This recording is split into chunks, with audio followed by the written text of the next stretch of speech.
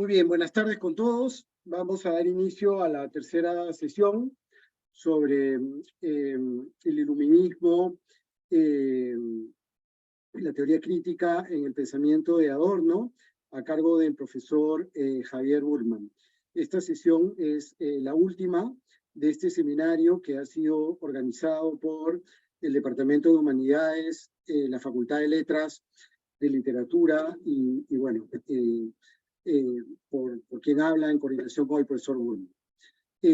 Muy bien, entonces los dejo con él y les ruego por favor silenciar, apagar sus micrófonos para que no hayan interferencias durante la exposición.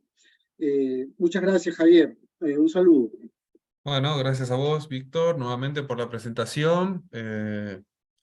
Gracias nuevamente también por la invitación, a vos, a la Universidad Católica del Perú, al Departamento de Humanidades. Siempre un placer dar cursos sobre filosofía y sobre pensamiento crítico moderno para este público del Perú, aunque bueno, también es un público de otros lados, ya que tengo entendido que es un seminario abierto. Antes de comenzar con el tema de hoy, bueno, con Víctor estuvimos mencionando que nos parecieron muy buenas y muy buenas las preguntas y muy buenos los comentarios que estuvieron haciendo las dos sesiones anteriores, muy desafiantes en el buen sentido, en el sentido de que, bueno, hay que pensar, son temas difíciles sobre los que hay que pensar. Una aclaración que se me ocurre a partir de las preguntas y de algunos de los comentarios que surgieron, es que el planteo de Adorno, digamos, es un planteo que ha recibido críticas por insistir con el método dialéctico de Hegel, digamos. Adorno es un pensador que, si bien es crítico de la dialéctica, considera que la dialéctica sigue siendo el único camino abierto para la filosofía después de Auschwitz. Lo que agrega es la idea de que la dialéctica, para no reproducir la complicidad del iluminismo con Auschwitz, es decir, con el totalitarismo, debe volverse negativa. Y lo que estuvimos viendo ayer es que volver negativa la dialéctica significa permanecer en el momento del sinsentido. No buscar, es decir, no buscar darle sentido al sinsentido, sino reflexionar sobre la imposibilidad del sentido. Esta sería la diferencia entre una dialéctica afirmativa, que es lo que Adorno considera que nos presenta la dialéctica de Hegel, y una dialéctica negativa. La dialéctica afirmativa de Hegel se encuentra con el sinsentido para determinar un sentido. La dialéctica negativa de Adorno se encuentra con el sinsentido y, digamos, reflexiona sobre cuáles son las condiciones que hace imposible encontrar sentido, qué es lo que hace imposible ese momento afirmativo que sí nos ofrece la dialéctica de Hegel. Bueno, como yo mencioné, yo escribí un artículo sobre Lyotard y Adorno, que Víctor compartió ayer en el chat, y bueno, es bastante interesante este contraste a mi juicio, y ahí, digamos, pensaba en este debate en respuesta a alguna de las preguntas que hicieron ayer, porque Lyotard critica la idea de una dialéctica negativa porque sostiene que una dialéctica negativa no puede ser otra cosa que un nihilismo. Es decir, un rechazo absoluto de todo principio de conocimiento y de todo principio ético. Algo que, bueno, va en línea con la tesis de Fabian Freienhaget, que yo mencioné ayer, que es una tesis que sostiene que Adorno es un negativista epistémico y un negativista ético. Quienes defienden a Adorno, y Adorno mismo, claramente, sostienen que este negativismo no implica un nihilismo, no implica una resignación, sino que abre el camino a una actitud crítica que sí ofrece cierta orientación para el conocimiento y para la ética, si bien cuestiona la posibilidad de una fundamentación, digamos, positiva. Digamos, según la dialéctica negativa, la actitud negativista, la crítica constante de todo principio de conocimiento y de todo principio ético, abre el camino de todas maneras a una orientación cognitiva y a una orientación ética. Lyotard sostiene que esto no es así, que el método dialéctico, si se vuelve negativo, no ofrece ninguna actitud positiva, sino que se vuelve nihilista, con lo cual debemos desarrollar un método y un camino alternativo para la filosofía. Y bueno, si alguno de ustedes estuvo en el seminario que di sobre Lyotard, hace 2 años, ahí hablé sobre el camino de Lyotard. La razón por la que menciono esto es que efectivamente muchas de o algunos de los comentarios que realizaron van al núcleo de las limitaciones, o los que algunos ven como las limitaciones del pensamiento de Adorno para afrontar los desafíos del mundo contemporáneo, uno de ellos justamente la experiencia del totalitarismo, la experiencia de Auschwitz.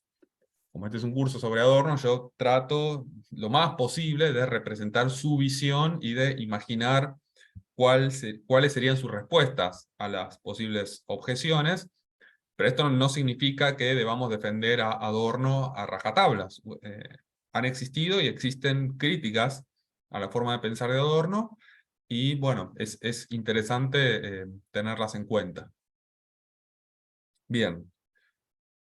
Voy a compartir la pantalla para retomar y cerrar lo que había quedado pendiente de la sesión de ayer.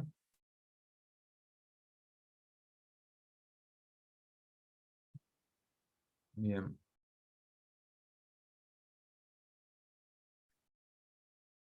Bueno, habíamos hablado, ayer nos quedamos con el tema de la ética, y creo que habíamos cerrado ese tema del nuevo imperativo categórico, y había quedado pendiente el tema de la cultura, lo que Adorno considera que es la falla de la cultura, lo que Auschwitz revela sobre las limitaciones de la cultura iluminista, el hecho de que la cultura iluminista ha sido limitada justamente porque es cómplice de Auschwitz. Y voy a empezar leyendo esta cita de Dialéctica Negativa. Es una cita muy famosa. Dice: toda la cultura, después de Auschwitz, junto con la crítica contra ella, es basura. Al restaurarse después de lo que dejó ocurrir sin resistencia en su casa, se ha convertido por completo en la ideología que era en potencia desde que, en oposición con la existencia material, se arrogó el derecho de insuflarle la luz. Una luz que precisamente el aislamiento del espíritu se había reservado para sí, quitándosela al trabajo corporal. Quien defiende la conservación de la cultura, radicalmente culpable y gastada, se convierte en cómplice. Quien la rehúsa, fomenta inmediatamente la barbarie que la cultura reveló ser. Bien, entonces adentrémonos en los elementos que presenta esta cita, que repito, es una cita muy, muy famosa, que ha sido, bueno, utilizada muy frecuentemente en estudios sobre Adorno y sobre cultura moderna.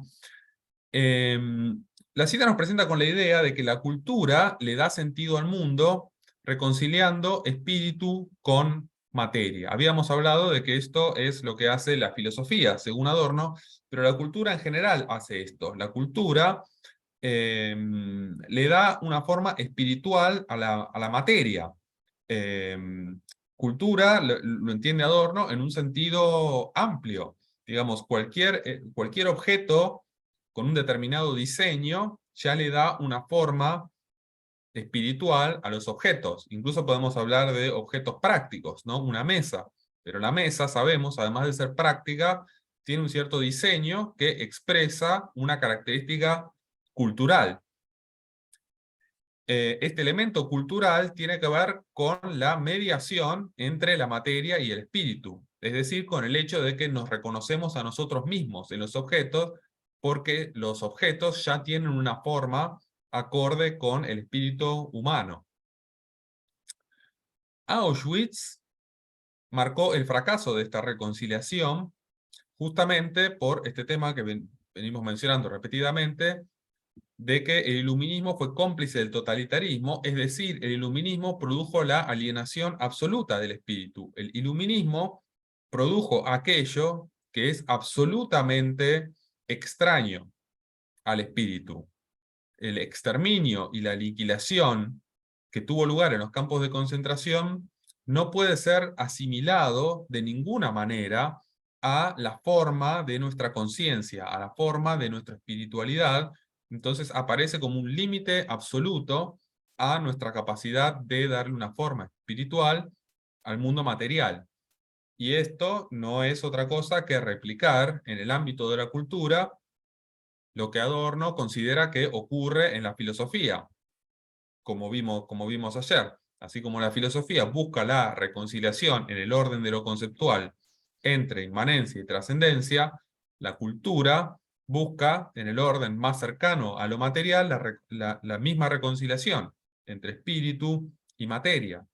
Bueno, la existencia de Auschwitz revela que la cultura, y específicamente la cultura iluminista, no está en vías de esta reconciliación, sino todo lo contrario, está en vías de generar la alienación absoluta del espíritu.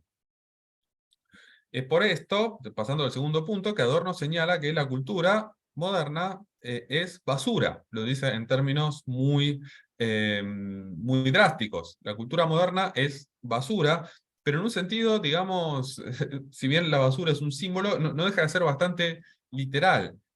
La cultura, si es cómplice de aquello que es absolutamente otro al espíritu, es lo mismo que basura, porque el espíritu no tiene nada que hacer con ella, ¿no? Así como nosotros no tenemos nada que hacer con la basura, la apartamos y la enterramos, digamos, la tenemos que sacar del mundo que habitamos lo más posible, alejarla lo más posible de nosotros. La cultura moderna es lo mismo, no sirve para nada, sino si produce algo como los campos de concentración, que es totalmente otro del espíritu, entonces no tiene ningún lugar que cumplir, ninguna función que cumplir en nuestro mundo social.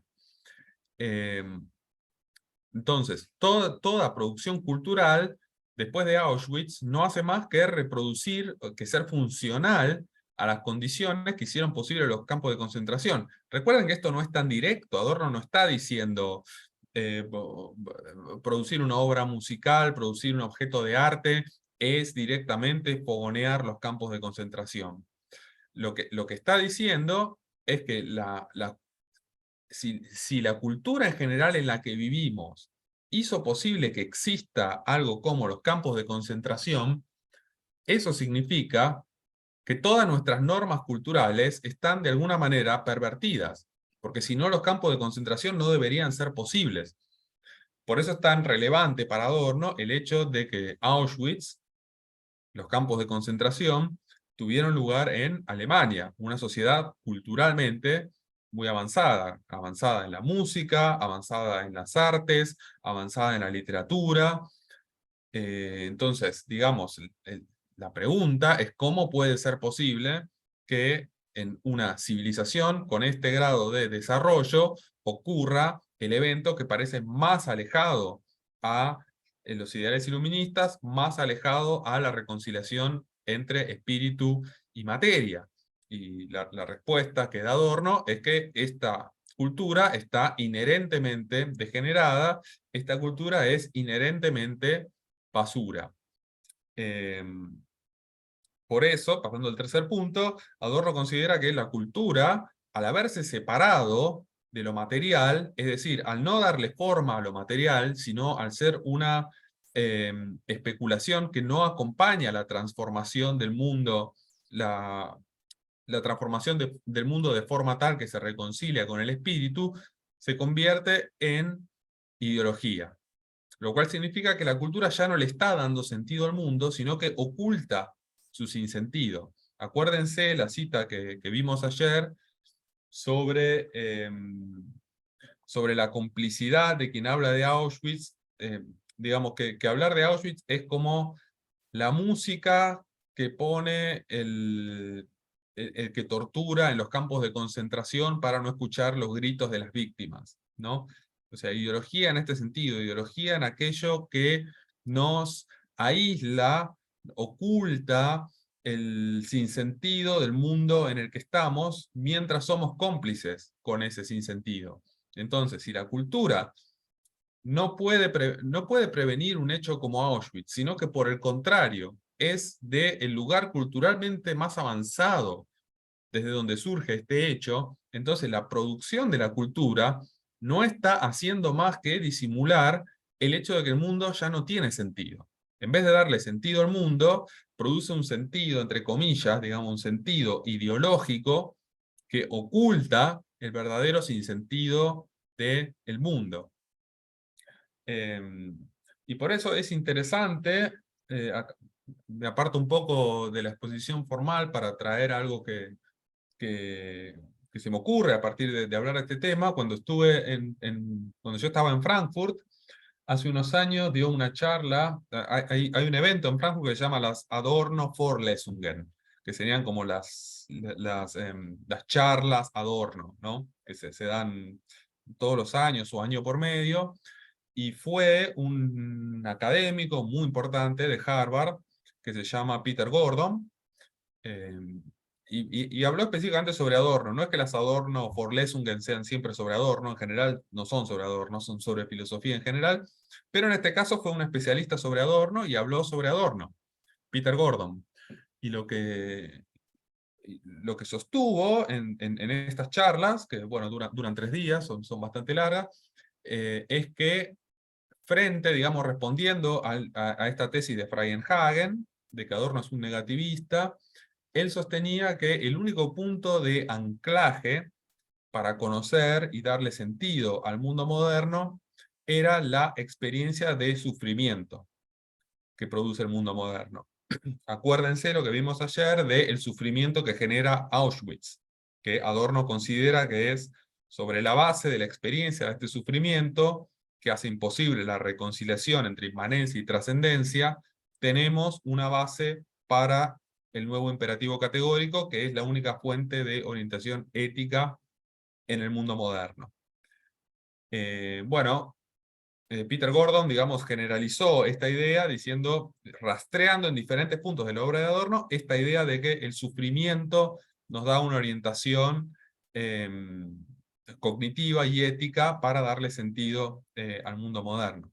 Bueno, digamos, sobre la base de esta idea de Peter Gordon, uno podría decir que Adorno considera que la cultura ya no nos da esa base que creíamos que nos dio o que creíamos que nos pudo haber dado en otro momento. Esta base para darle sentido al mundo, Adorno considera que es en experiencias de sufrimiento, y sí considera que ciertas producciones culturales pueden poner de manifiesto bajo condiciones muy específicas, pueden poner de manifiesto esta experiencia de sufrimiento. Y ahí habría que hablar más específicamente de la cultura, de la teoría estética, pero digamos, en términos de el tema de hoy, que es la complicidad de la cultura con Auschwitz, Adorno considera que en general la cultura, al haberse manifestado cómplice de Auschwitz, ha devenido ideología. La cultura moderna es ideología, es decir, es ocultamiento del sufrimiento, ocultamiento del sinsentido del mundo moderno. Y por eso señala, digamos, también volviendo a la cita, ¿no? que dice al final, quien defiende la conservación de la cultura, radicalmente culpable y gastada, se convierte en cómplice. Quien la rehúsa fomenta inmediatamente la barbarie que la cultura reveló ser. La complicidad tiene que ver con lo que venimos hablando. Participar en la cultura implica participar en las condiciones que hicieron posible Auschwitz. Pero rehuir a la cultura tampoco es una solución. Acuérdense porque, que Adorno también sostiene que el silencio frente a Auschwitz tampoco es una respuesta al sinsentido de Auschwitz. Dice, porque rehuir a la cultura es entregarse a lo otro de la cultura, es decir, a la barbarie. Adorno es un pensador dialéctico, con lo cual considera que digamos, entregarse al opuesto no nos soluciona el problema que nos genera aquello de lo que queremos rehuir. Digamos, la civilización, la cultura es lo otro de la barbarie. Si la cultura se ha revelado cómplice de la barbarie, entonces ni la cultura ni lo otro de la cultura nos da una salida. La cultura porque es cómplice de la barbarie, y rehuir de la cultura nos lleva directamente a la barbarie. Entonces, ni la tesis ni la antítesis, por decirlo de alguna manera, nos ofrecen una salida de la complicidad de la cultura con la barbarie. Es por eso, digamos, y acá me salgo un poco del texto para dirigirme a otros textos de Adorno, digamos, yendo a la teoría de Adorno de la cultura, y específicamente sobre la estética. Adorno tiene la idea de que la única posibilidad abierta para la cultura, después de Auschwitz, es una cultura que rompe con los propios ideales estéticos de la cultura. Una cultura que todo el tiempo genera incomodidad, que todo el tiempo, que en vez de prometer una reconciliación con el mundo, nos muestra la incapacidad de reconciliarnos con el mundo. Acuérdense de la simpatía de Adorno por Schoenberg y la composición atonal, que es una composición que si uno la escucha, es bastante molesta, por lo menos en una primera instancia, porque nos confronta todo el tiempo con tonalidades que no esperamos, tonalidades que no se corresponden con los ideales estéticos que tenemos incorporados. Bueno, este es el tipo de producción cultural con la que Adorno simpatiza. Una producción cultural que no se corresponde con los ideales estéticos predominantes, pero que tampoco los deja de lado absolutamente, porque la atonalidad no significa abandono absoluto de cualquier tipo de orden, significa notas disonantes, calculadas, pensadas. Entonces no es una anticultura radical, está situada dentro de la cultura, solo que está situada de tal manera que genera incomodidad, que rompe con nuestras expectativas de armonía. Bueno, resumiendo brevemente entonces lo que hemos visto sobre el tema específicamente de Auschwitz y el totalitarismo. Auschwitz marcó el fracaso del proyecto de la filosofía de reconciliación entre espíritu y mundo. La única filosofía posible después de Auschwitz es radicalmente crítica. Acuerden esto de la crítica, que el único camino abierto para la filosofía es criticarse a sí misma sin, no me acuerdo la formulación exacta, sin darse tregua, una cuestión así. Auschwitz es un evento sin sentido que convierte a la metafísica en charlatanería. Buscar el sentido de Auschwitz implica reproducir las condiciones que lo hicieron posible. Este es el negativismo epistémico de Adorno. Acuérdense que ante la confrontación del sinsentido absoluto, seguir insistiendo en la búsqueda de sentido nos llevaría indefectiblemente a recaer en principios que fueron cómplices con la generación del sinsentido. Con lo cual no debemos superar el sinsentido, sino reflexionar sobre la producción del sinsentido y criticar las categorías que lo hicieron posible.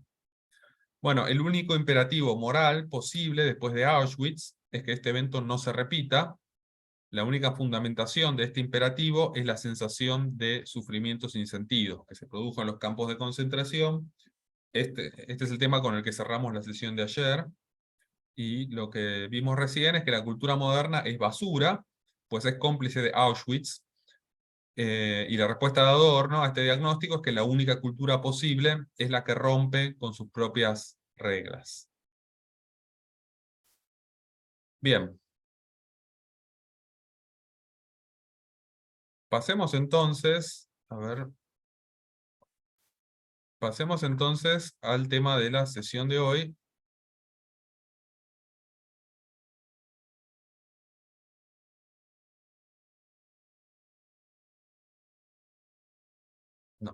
Hice algo mal. Ahí está.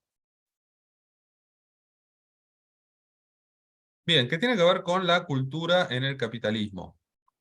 Nosotros, yo les comenté que en este seminario estamos analizando un tema específico, pero muy central de la obra de Adorno, que es la relación entre iluminismo y totalitarismo, y que la, digamos, respuesta última a este interrogante de por qué el iluminismo deviene el totalitarismo está dado por el capitalismo, pero yo diría por algo más específico que el capitalismo en general, que tiene que ver con la colonización de la cultura por el capitalismo.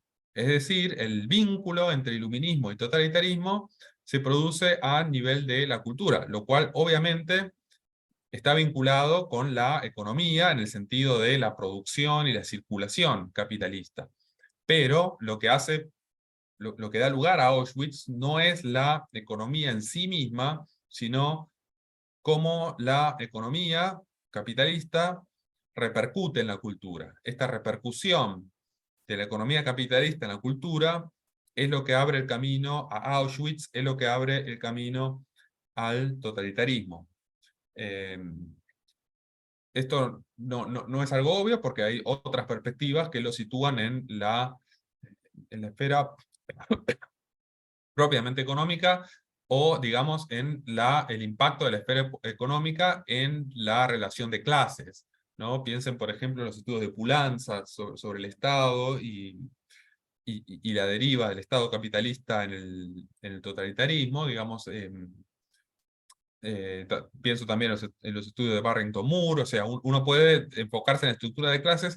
Adorno no se enfoca en la estructura de clases, es un marxismo cultural, podríamos decirlo. Es un marxismo que se interesa por la repercusión del capitalismo en la cultura en general, y considera que de un modo u otro el capitalismo nos hace a todos, de alguna manera, cómplices con el totalitarismo porque nos prepara para el totalitarismo. Entonces, no es que un sector social, no sé, la burguesía industrial, aliada con el campesinado, tiene una cierta perspectiva, unos ciertos intereses que conducen al totalitarismo. No es que Adorno niegue esta perspectiva, pero considera que fundamentalmente lo que hay que entender, si queremos entender esta deriva del iluminismo en capitalismo, es cómo el capitalismo permea la cultura de forma tal que todos estamos preparados para este tipo de evento y cómo todos de alguna manera terminamos siendo cómplices.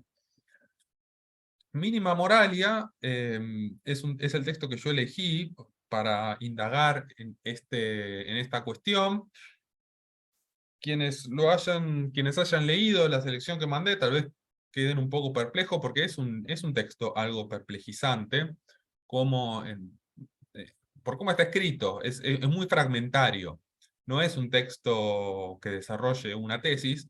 O sea, todos los textos de Adorno son en alguna medida fragmentarios porque son poco sistemáticos. Es decir, Adorno va hablando de diferentes temas, los va conectando, pero Mínima Moralia es algo extremo en el sentido de que está todo escrito en fragmentos que pasan unos a otros y a veces es difícil seguir el hilo o entender a dónde va. Yo sostengo que es un texto muy importante porque si bien al leerlo parece anecdótico, a lo que Adorno quiere llegar es a esta cuestión, de que el capitalismo se ha apropiado de la cultura moderna de forma tal que nos hace cómplices de aquello que es lo opuesto de la cultura. Es un tema que uno puede ver en cada uno de los fragmentos o en casi todos los fragmentos, y lo que vamos a ver ahora, o sea, lo que yo voy a hacer es presentarle algunos fragmentos que aparecen en las lecturas, para ir analizando cuáles son las ideas que va tomando y después más hacia el final tratar de sistematizar lo que hemos visto en los fragmentos de tal forma que podemos ver una tesis más general a la que quiere llegar Adorno con esta idea de mínima moralia. Digo que puede parecer anecdótico o incluso insignificante cuando uno lo lee porque Adorno analiza fenómenos culturales que parecen muy banales, muy insignificantes. Sin embargo, la razón por la que Adorno trata estos temas es justamente que él considera que el capitalismo ha permeado la cultura en todos los órdenes de la vida, incluso aquellos más mínimos, pero que sean mínimos, no o sea, que sean mínimos significa que están muy integrados, que son una parte muy esencial de nuestros comportamientos. Por lo tanto, analizar esta aparente nimiedad nos da una pauta de hasta qué punto el capitalismo ha penetrado todos los órdenes de la vida. Digamos, usando una expresión Foucaultiana, podríamos hablar de una micropolítica del capitalismo, una micropolítica cultural. De hecho, por cierto, entre paréntesis les comento que ha habido recientemente una serie de estudios sobre Foucault y Adorno, o varios estudios que los leen en conjunto, justamente porque ven una similitud en este nivel, ¿no? Digamos, en el nivel de la política cultural o de la micropolítica. Es decir, de cómo la política se da al nivel de la cultura, o de cómo ciertos diagnósticos políticos o diagnósticos de la economía moderna se pueden rastrear en la cultura, aún en los comportamientos más mínimos. Si les interesa este tema, un libro que pueden consultar, a ver si lo puedo poner en el chat, es el libro de Deborah Cook. Como tengo pantalla completa, ahí sí veo el chat. Deborah Cook. No me acuerdo el título del libro ahora, pero si ponen el nombre en Google le va a salir el libro inmediatamente. Ella tiene uno de los libros más recientes sobre Adorno y Foucault. Bueno, Mínima Moralia entonces trata sobre este tema, cómo el capitalismo ha permeado la cultura moderna y ha, digamos, degenerado sus ideales, digamos, sus premisas y su orientación, tal como ella fue heredada del iluminismo. Bien.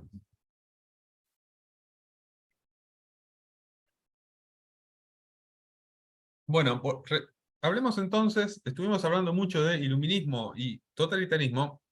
Empecemos a hablar de iluminismo y capitalismo.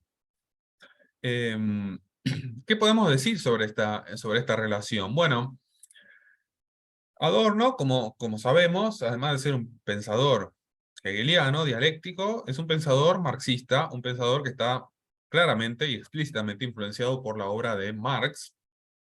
Y entonces toma una de las premisas centrales de esta obra, que es que el iluminismo no es un proceso solamente ideal, sino también material, ligado al desarrollo del capitalismo. Es decir, si queremos realmente entender qué es el iluminismo, tenemos que ver no solamente qué es lo que las personas piensan, cuáles son los ideales del iluminismo, sino también analizar cómo estos ideales están vinculados a un proceso productivo y a un proceso de circulación, y siempre que hablamos de capitalismo, hablamos de producción y circulación de mercancías. Es decir, entender verdaderamente al iluminismo significa entender la lógica material, que es la base de los ideales iluministas.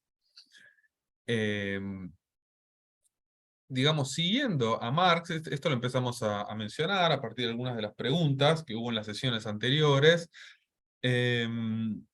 Adorno considera que los ideales del iluminismo han sido colonizados por el capitalismo y la forma de la mercancía, ¿no? O sea, la forma de la mercancía tiene que ver con esta cuestión que nosotros habíamos hablado, que es que las cosas, los objetos, se convierten en representantes o en portadores de medidas abstractas, ¿no? Los objetos producidos de manera industrial no valen en su individualidad, sino que tienen un valor que, bueno, representa una magnitud abstracta, ¿no? O sea, una lámpara, si uno tiene una fábrica y se producen 100 lámparas, una lámpara da lo mismo que la otra, lo que importa es cuánto vale cada lámpara. Bueno, como ya hemos empezado a ver, los ideales iluministas, por ejemplo, la idea de igualdad ha sido colonizada por esta idea, por la forma de la mercancía, por esta idea de igualdad abstracta, donde lo que importa no son los individuos en su individualidad, sino los individuos como portadores de medidas abstractas, lo cual nos da una igualdad de la indiferencia, una igualdad donde la particularidad es indiferente. Bueno, esto tiene que ver con la idea de que la cultura se ha vuelto una mercancía.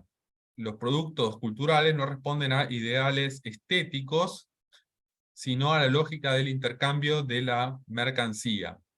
Y esto Adorno, digamos, esto es bastante evidente en el caso de las producciones culturales masivas, el cine de Hollywood. Eso está analizado en uno de los capítulos de Dialéctica del Iluminismo, donde Adorno es muy crítico específicamente del cine de Hollywood, donde dice la gente no va a reflexionar, no va a encontrarse con algo inesperado, algo distinto, algo que genera la necesidad de pensar, sino que va a disfrutar de productos que confirman lo que ya saben, confirman lo que ya creen, confirman sus valores morales ya asentados. Pero Adorno considera, y esto es evidente en Mínima Moralia y a lo largo de su obra, que esto no se reduce al cine de Hollywood, que esto permea todos los productos culturales, incluso aquellos más elevados y más refinados. Adorno considera que ya se produce de forma tal que no se puede escapar a la lógica de la mercancía, es decir, todo producto cultural ya está pensado anticipando el valor que este producto tiene en el marco de un mercado, es decir, en el marco de aquellos que van a consumir este producto. Entonces, el ideal estético que está detrás de la generación del producto empieza a quedar en un segundo plano respecto del valor del producto tal que mercancía. Esto es la colonización de la cultura, digamos, podríamos decir, la colonización de la producción cultural por la lógica de la mercancía. Lo que importa es el valor abstracto de aquello que se está produciendo, es decir, lo que importa es cuánta gente lo va a escuchar, el prestigio que va a ganar el que lo produjo, digamos, cuestiones propias de, cuestiones que son externas al valor estético y que tienen que ver con el valor económico en un sentido amplio del objeto. Eso empieza a ganar primacía por lo que es propio de la cultura, que es el valor de reflexividad que tiene el objeto, aquello que el objeto ofrece para ser pensado. Y es por eso que, como está escrito en el último punto, que la cultura moderna no es reflexiva, pues está dirigida al consumo de masas. Aunque sea, digamos, aunque sea un producto cultural elevado, está siempre pensado en general para una audiencia lo suficientemente grande que lo que importa es, digamos, atraer la suficiente atención, bueno, justamente de ese número. Entonces, lo que deja de importar es ya generar la reflexividad, que es algo mucho más difícil y es algo, digamos, mucho más riesgoso, se podría decir, porque la reflexividad, para Adorno, tiene esta cuestión que es, la reflexividad es inherentemente no placentera, y esto lo podemos entender intuitivamente. Un objeto de arte nos invita a pensar, en general, si no nos resulta inmediatamente placentero, si nos genera una cierta incomodidad. Por cierto, esto se puede conectar en alguna medida con lo sublime en Kant, que fue el tema del seminario anterior, y también con lo que dice Lyotard sobre lo sublime. Esta idea, lo sublime en Kant, para los que sepan algo del tema, es un objeto que nos genera fascinación, pero temor a la vez, una sensación de placer y displacer a la vez. Bueno, Adorno no tiene tanto en cuenta lo sublime en Kant, incluso es crítico de la idea de lo sublime, bueno, por razones que no vienen al caso, pero algunos elementos se pueden observar también en su concepción de la cultura.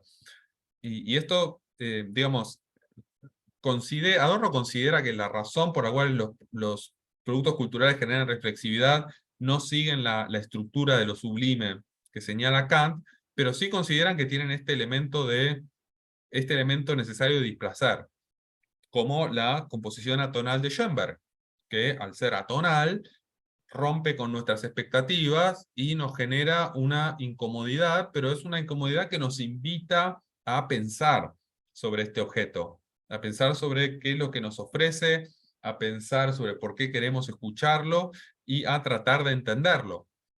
Y acá esta experiencia reflexiva, este desafío de tratar de pensar un objeto que nos genera incomodidad, es lo que es propio de la cultura y lo único que puede responder a su absorción por parte del capitalismo, que implica siempre la promesa de algo que nos es útil, ¿no? Que nos da placer, un placer más inmediato o un placer más mediado, ¿no? Un placer muy inmediato está asociado a, no sé, el cine de Hollywood, ¿no?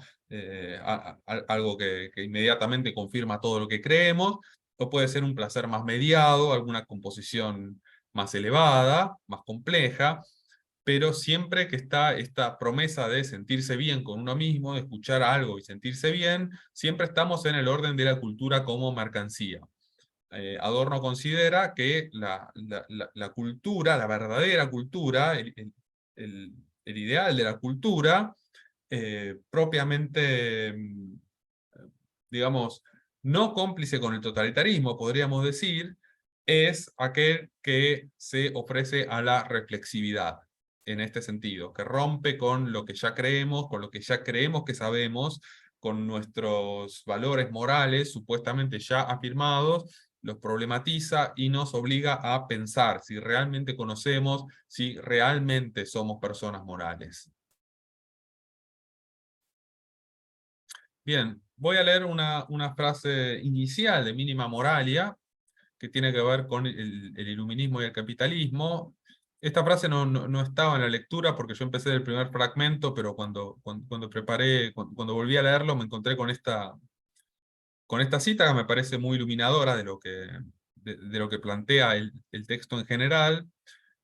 Por cierto, una aclaración que quería hacerles. Lamentablemente la traducción de Mínima Moralia que yo encontré digitalizada es bastante mala. Me di cuenta de esto cuando estuve viendo la cita, algunas las tuve que modificar.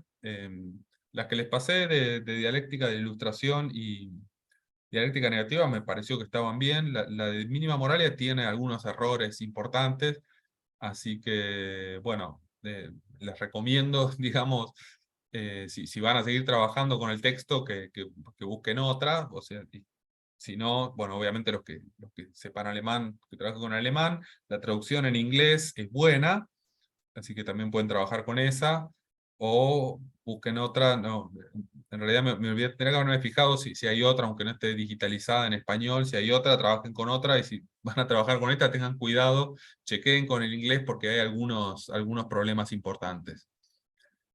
Bueno, voy a leer entonces esta cita que aparece al principio del texto. Quien quiera conocer la verdad sobre la vida inmediata tendrá que estudiar su forma alienada, los poderes objetivos que determinan la existencia individual hasta en sus zonas más oscuras. Quien habla con inmediatez de lo inmediato apenas se comporta de manera diferente a la de aquellos escritores de novelas que adornan a sus marionetas con imitaciones de las pasiones de otros tiempos, cual alhajas baratas, y hacen actuar a personajes que no son nada más que piezas de la maquinaria, como si aún pudieran obrar como sujetos y como si algo dependiera de sus acciones. La visión de la vida ha devenido en la ideología que oculta el hecho de que ya no hay vida. Bien, una cita compleja. Analicemos los elementos que están presentes en esta cita. Bueno, tenemos la idea de que en el mundo moderno el proceso de producción y circulación domina todas las esferas de la vida, al punto que no hay lugar para la subjetividad.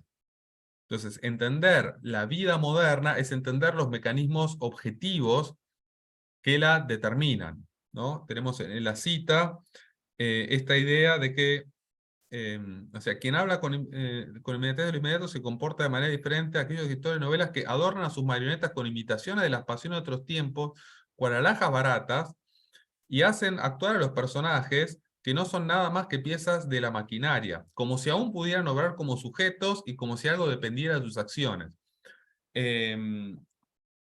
Para Adorno, el mundo moderno es un mundo donde la subjetividad ha sido obliterada por el proceso de producción y circulación, con lo cual, si bien nos sentimos libres, no somos verdaderamente libres. Los escritores que escriben novelas mostrando personajes que son libres, digamos que son heroicos, que actúan con autonomía, ocultan el hecho de que en el mundo moderno nuestra subjetividad ha sido reducido a condiciones objetivas del proceso económico, es decir, del proceso de producción y circulación de mercancías. La cultura, si va a ser fidedigna, si va a representar al mundo como es, debe representar este hecho, debe mostrar que digamos, los personajes de una obra literaria, si son representativos del mundo como es, deben ser personajes cuya subjetividad está obliterada o está dada puramente en función de un proceso objetivo. Caso contrario, lo que los escritores están haciendo es produciendo lo que se llama una decoración como una alhaja barata, ¿no? Adorno es bastante duro de la cultura que celebra ideales iluministas que ya han mostrado no representar adecuadamente las cosas como son. Entonces, si uno presenta un personaje libre, autónomo, independiente de las condiciones objetivas, está produciendo algo que es, digamos, casi basura, pero no exactamente, es una alhaja barata. Algo que adorna, que produce un adorno del mundo, pero ni siquiera es un buen adorno. Es un adorno barato, un adorno que por ahí nos hace sentir bien, pero nos hace sentir bien sin corresponderse en ninguna medida con la realidad de las cosas como son, con la realidad del mundo como verdaderamente funcionan. Y esto es así porque, como señala el segundo punto, proveniendo de la cita, digamos, los sujetos se sienten libres. En el mundo moderno los sujetos se sienten libres, pero su subjetividad ha sido subordinada a la nulidad. Es decir, esta sensación no se corresponde con ningún elemento material del mundo. O sea, nos sentimos libres por una pura función del proceso productivo y del proceso de circulación que necesita de nuestra sensación de que somos libres, pero esta sensación no tiene ningún valor cognitivo y ningún valor ético. Al ser justamente una pura función, es nula, digamos, como concepto. El concepto de libertad es nulo, no se corresponde con ninguna realidad del mundo. Aún así nos sentimos libres porque el proceso productivo necesita que nos sintamos libres. Y esto implica que el proceso productivo genera una ideología de la subjetividad que esconde su nulificación por ese mismo proceso, ¿no? El proceso productivo nos hace sentir libres justamente para esconder que no somos libres. Esto es la ideología de la subjetividad. O sea, nos consideramos autónomos, nos consideramos libres, nos consideramos capaces de reflexión, todos atributos de la subjetividad, pero nos consideramos de esta manera por una cuestión puramente ideológica, porque en realidad no tenemos ninguno de estos atributos. Todos estos atributos, digamos, todas estas sensaciones, están dadas por una función puramente económica. De allí que el individualismo moderno esconde la glorificación de la totalidad, que es la esencia, que es la sustancia de la individualidad. Porque la espontaneidad del individuo no es sino una función del proceso productivo. Nosotros tenemos, o sea, como todos sabemos, el capitalismo moderno enaltece el individualismo. Entonces, justamente nos consideramos individuos particulares, individuos que somos libres y que tenemos nuestra subjetividad individual, nuestra responsabilidad individual, nuestras preferencias individuales, pero este individualismo no hace más que esconder lo que es una glorificación de la totalidad, es decir, una glorificación de la producción capitalista en su conjunto, que es la que termina determinando esa individualidad. Porque en última instancia, nuestras preferencias e incluso nuestras decisiones de vida están determinadas por las necesidades del proceso productivo y el proceso de circulación de mercancías. Entonces, al enaltecer la individualidad, lo que se está ocultando es que esa misma individualidad no es más que una función de la totalidad. Bueno, hay un fragmento que tiene que ver con la vida privada, con la pérdida de autonomía de la vida privada. Está en la página 20 y Adorno escribe: hoy, el que se inmiscuye en lo privado aparece como un arrogante, extraño e impertinente, sin necesidad de que se le adivine propósito alguno. Y esto tiene que ver con el hecho, digamos, está vinculado a lo anterior. La vida privada es, digamos, un espacio donde el individuo tiene capacidad de replegarse de la totalidad para, bueno, desarrollar sus cualidades más subjetivas, ¿no? Entonces, en la vida privada tenemos relaciones y una capacidad de reflexión y de producción que está supuestamente, en principio, al margen de el proceso productivo y el proceso económico. Y Adorno lo que sostiene en este fragmento es que esa capacidad ha desaparecido, lo cual no implica claramente que no exista la esfera de lo privado, que no exista la vida privada.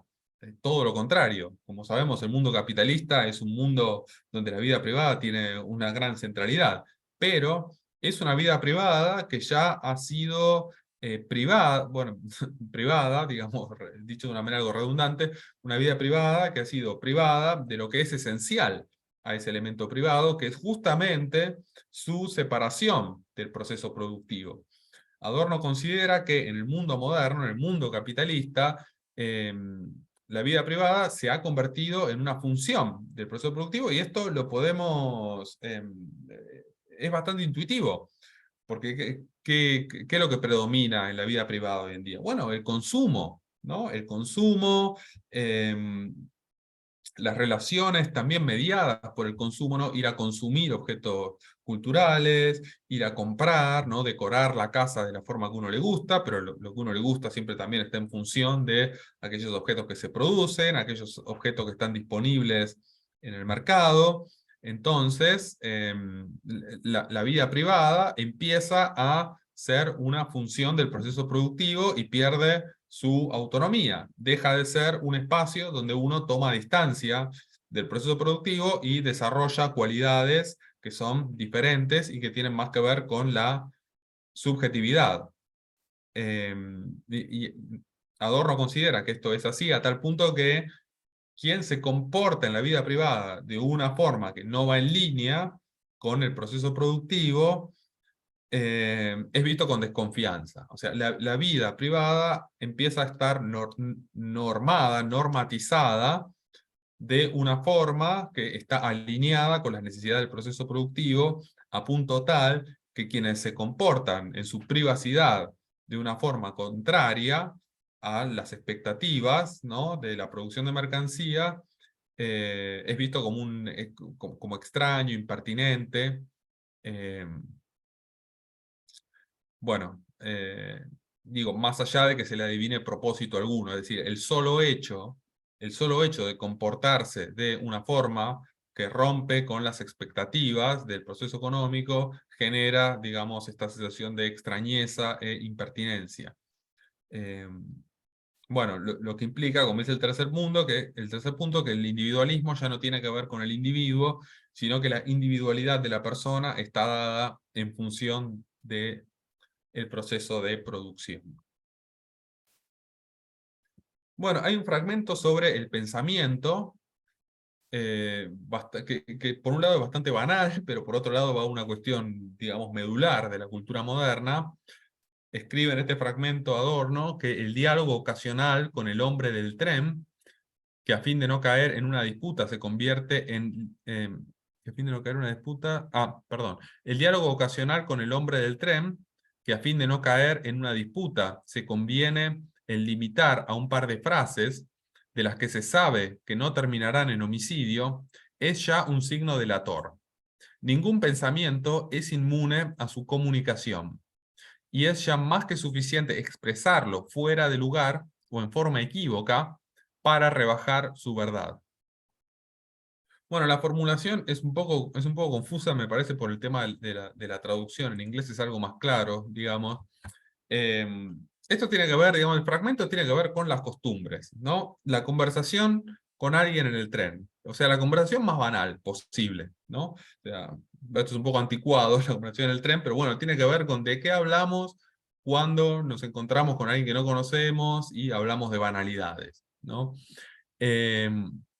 Bueno, digamos, lo que señala Adorno, digamos, estamos hablando de las buenas costumbres, ¿no? O sea, acá es donde se ponen de manifiesto las buenas costumbres, cuando justamente hablamos por compromiso, ¿no? Y dice Adorno, las buenas costumbres han absorbido al pensamiento. Los pensamientos necesitan ser comunicados, esto dice la cita, ¿no? Ningún pensamiento es inmune a su comunicación. Pero la comunicación ya está determinada por las buenas costumbres. Y digo buenas costumbres en estos términos. La cita no dice buenas costumbres, pero es lo que tiene lugar en la cita. El hecho de tener que hablar con alguien a quien no conocemos, ¿no? Y no caer en una disputa, ¿no? Este tema de que no terminarán en homicidio, ¿no? O sea, cuando hablamos, es una forma, digamos, hiperbólica de decir qué pasa cuando hablamos con alguien que no conocemos. Bueno, tratamos de no pelearnos y tratamos de decir lo que tenemos que decir para que en caso de que la persona sea un psicópata no nos mate. ¿Está bien? Es hiperbólico, pero va al tema de que lo que está en juego en las conversaciones banales, en las conversaciones arregladas por las buenas costumbres, es evitar el pleito, ¿no? Tratar de mantener la armonía. Eh, y entonces acá comunicamos nuestros pensamientos, pero la forma de comunicarlos, al estar ya mediados por las buenas costumbres, ya condiciona nuestros pensamientos. Por eso Adorno sostiene que ningún pensamiento es inmune a su comunicación, y por eso es importante este tema de las buenas costumbres, porque la forma en la que hablamos de lo que pensamos ya condiciona lo que pensamos. Y si nuestra comunicación está progresivamente reglada por las buenas costumbres, entonces nuestros pensamientos también van a estar reglados por las buenas costumbres. Y de allí que la sociabilidad de las buenas costumbres esconde la injusticia fundamental del mundo. Eh, eh, porque las buenas costumbres, al ser, digamos, parte de la cultura, como la conocemos, de la cultura iluminista, ¿no? Y al decir lo que tenemos que decir para quedar como individuos aculturados, individuos éticos, lo que hace es ocultar el hecho de que el mundo es esencialmente no ético, de que el mundo, de que la cultura es barbarie. O sea, este es el diagnóstico como hemos venido viendo. El iluminismo es cómplice de la barbarie, es cómplice de la injusticia, es cómplice del exterminio. Si las buenas costumbres nos llevan a presentarnos a nosotros mismos como individuos cultos, individuos no barbáricos, individuos éticos, lo que terminan haciendo las buenas costumbres es ocultar el hecho de que no somos individuos éticos, de que no somos individuos iluministas, individuos iluminados. Lo que implica bueno, que las buenas costumbres, que cuando participamos de las buenas costumbres, aún en la conversación más banal, estamos ocultando el barbarismo del mundo. Fíjense cómo, como había adelantado, Adorno rastrea la complicidad del iluminismo con el totalitarismo en los comportamientos más banales, y esto es lo que tiene lugar en Mínima Moralia, rastrear esta complicidad aún en las cuestiones, en nuestros comportamientos más mínimos. O sea, hablar con alguien en el tren y, digamos, evitar el conflicto, siguiendo, digamos, diciendo o comportándonos de las formas que son consideradas éticas y que son consideradas cultas, nos hace cómplice con justamente con un mundo que no es culto, con un mundo que no es ético. Y bueno, y en la medida en que Adorno dice que la comunicación de nuestros pensamientos condiciona al pensamiento, lo que implica esto es que no pensamos ya para entender el mundo, sino para formar parte de él, aunque sea a costa de la complicidad con la injusticia. Es decir, cuando nosotros hablamos con alguien en el tren, tenemos conversaciones banales, no lo hacemos para entender al mundo, sino justamente para formar parte del mundo, es decir, para no tener conflictos con el mundo. En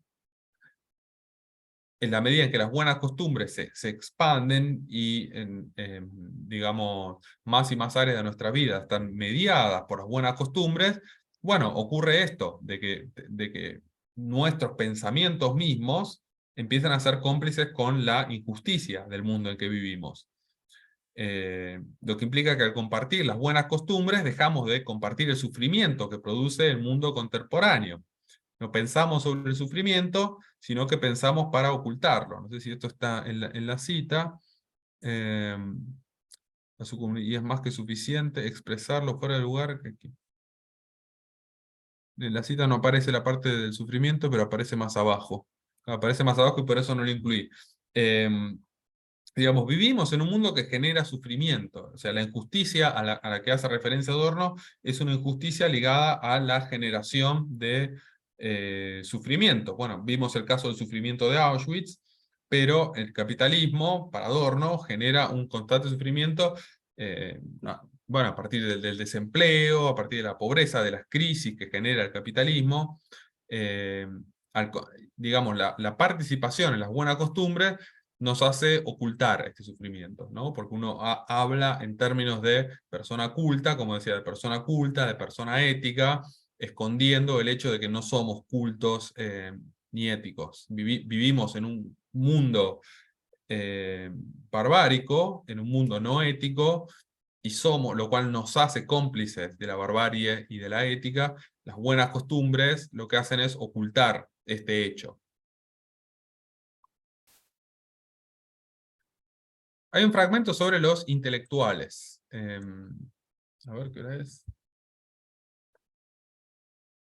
Bueno, voy a pasar a otro fragmento para dejar más tiempo a la discusión, porque esto me parece un fragmento muy importante, que es el fragmento sobre los ideales burgueses.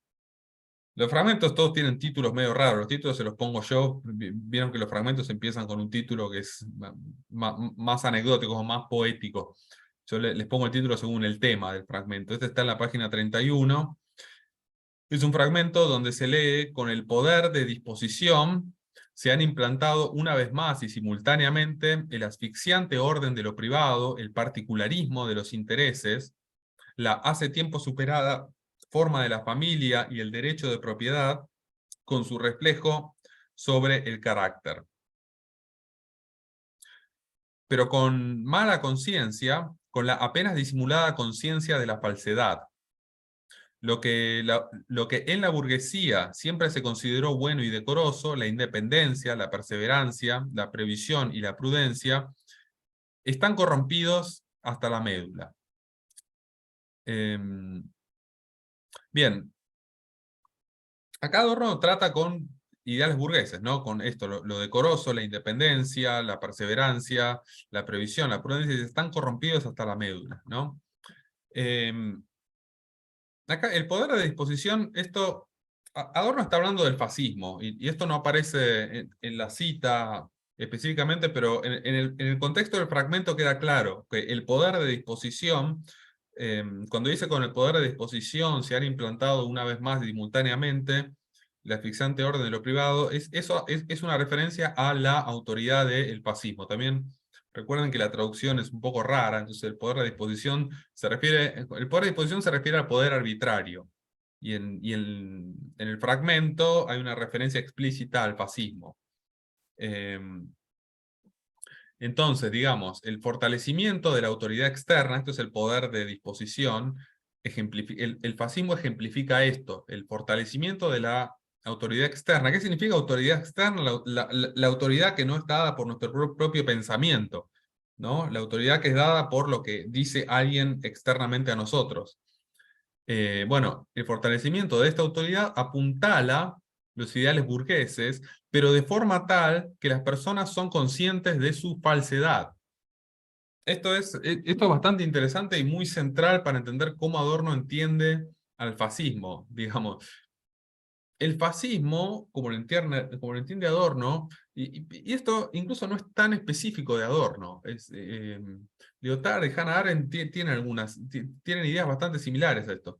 El fascismo apuntala a los ideales burgueses, pero de una forma tal que nadie cree realmente en ellos. Es decir, el fascismo caricaturiza los ideales burgueses. La gente sigue viviendo según estos ideales, ¿no? Eh, según ideales de independencia, perseverancia, prudencia, pero de una forma totalmente corrompida, lo que Adorno llama con mala conciencia, con la apenas disimulada conciencia de su falsedad. Esto, ahora que vivimos, digamos, en un resurgir del protofascismo, digamos, no es tan difícil de entender. Piensen en personas caricaturescas como Donald Trump, por ejemplo, ¿no? Que por un lado encarna estos valores, pero a la vez los encarna de una forma caricaturesca y de una forma poco creíble, ¿no? De forma tal que lo que parece que cuenta es solamente digamos, lo que se dice la performance de esos valores, ¿no? Lo que importa es la muestra superficial de que uno vive acorde con estos valores, a pesar de que todos sabemos de que en realidad estos valores no cuentan de una forma esencial, ¿no? Entonces las personas aún viven su vida según la forma de la familia, según la forma de la propiedad privada y demás, pero nadie cree realmente en ellas, en estas formas. Estos ideales corresponden a un tipo de economía que ya no se sostiene por sí misma, y de allí la necesidad de autoridad externa. Es decir, estos valores, estoy interpretando el fragmento en función de la totalidad del fragmento, no solo de la cita, ¿no? Lo que pasa es que la cita, bueno, no puedo poner el fragmento entero porque es muy largo, así que, bueno, tengo que traer, para interpretar la cita, tengo que traer elementos que no están en la cita, lo aclaro, ¿no? Porque, bueno, estos ideales, los ideales burgueses, ¿no? Los ideales que vimos, perseverancia, prudencia, previsión, se corresponden con la necesidad de la producción económica. La producción económica necesita individuos que se comporten según estos ideales. Pero ¿qué ocurre cuando la economía entra en crisis y ya no se sostiene por sí misma? Entonces, lo que hace falta, es decir, cuando la economía ya no se sostiene por sí misma, entonces las personas ya no creen en estos ideales. Entonces lo que hace falta es una autoridad externa que sostenga estos ideales para sostener el proceso de producción económica. Pero la autoridad externa lo que hace es reemplazar la creencia de las personas. Es decir, en un principio, la economía depende de que las personas crean en los ideales burgueses. Pero cuando la economía entra en crisis, las personas dejan de creer en estos ideales y lo único que puede sostener tanto a los ideales como a la economía es una autoridad externa que los apuntale.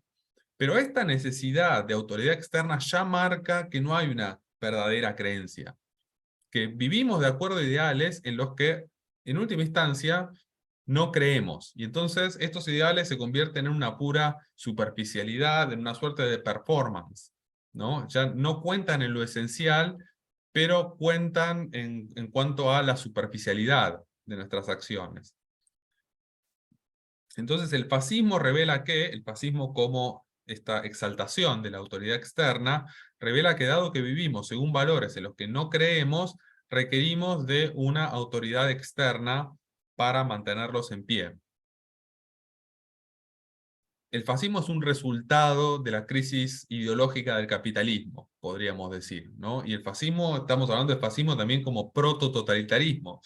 pensando en este vínculo entre iluminismo y totalitarismo vía capitalismo, ¿no? Lo que ocurre es que vivimos según ideales en los cuales ya no creemos, entonces recurrimos a una autoridad externa para apuntalarlos y preservar nuestra forma de vida, es decir, el modo de producción capitalista.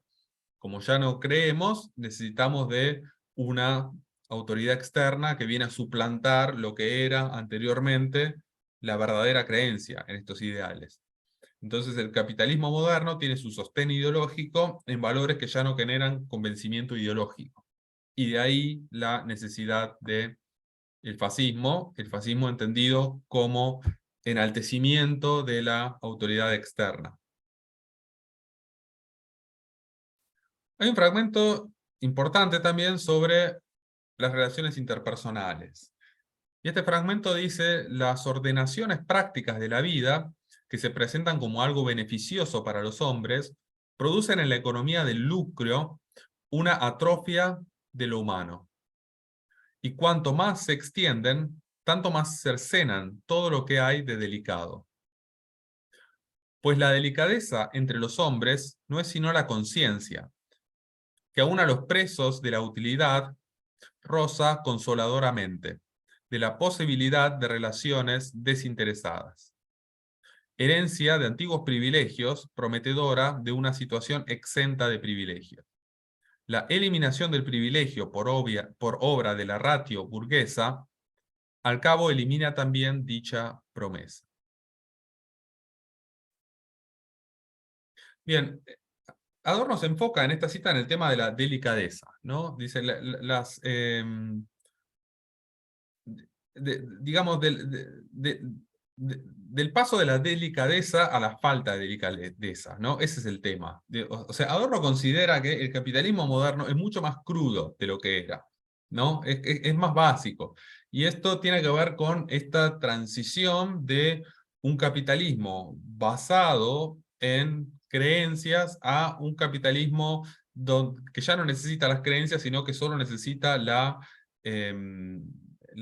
¿cómo se podría decir? Como la performance, uno diría en inglés, como la demostración de la apariencia de las creencias. O sea, lo único que importa en el capitalismo moderno es la apariencia de las creencias, no la creencia misma, ¿no? Entonces dice: al principio tenemos la delicadeza en las relaciones interpersonales que surge de la búsqueda de relaciones desinteresadas, ¿no? Dice, la delicadeza lo que nos da es una cierta relación de, una cierta expectativa de que no nos estamos utilizando mutuamente, ¿verdad? De que nos tratamos como iguales, de que nos tratamos buscando algo más, algo que está más allá de el interés, porque, digamos, lo opuesto de la delicadeza es la crudeza, que se acerca más a tratar al otro como un objeto, ¿no? Uno con un objeto que es útil para uno, no tiene delicadeza, lo usa como hay que usar para conseguir el propósito. La delicadeza tiene que ver con la expectativa de vincularse con otra persona de una forma desinteresada, de una forma que va más allá de la expectativa del interés individual. Y esto, para Adorno, surge de la existencia del privilegio, o la existencia de privilegios, que genera la expectativa de la abolición de los privilegios. La promesa de una sociedad sin privilegios está dada por la existencia de privilegios. Hay aquí una cuestión del capitalismo primigenio, el capitalismo que está todavía permeado por posiciones de privilegio, que generan, porque digamos, dado que el capitalismo tiene una promesa de igualación, el capitalismo considera a las personas como iguales y promete conducir a la igualdad. En la medida en que existen los privilegios, existe la expectativa de que los privilegios van a ser superados. Y la delicadeza tiene que ver con esta expectativa de que, bueno, aunque hay privilegios, nos tratamos como iguales.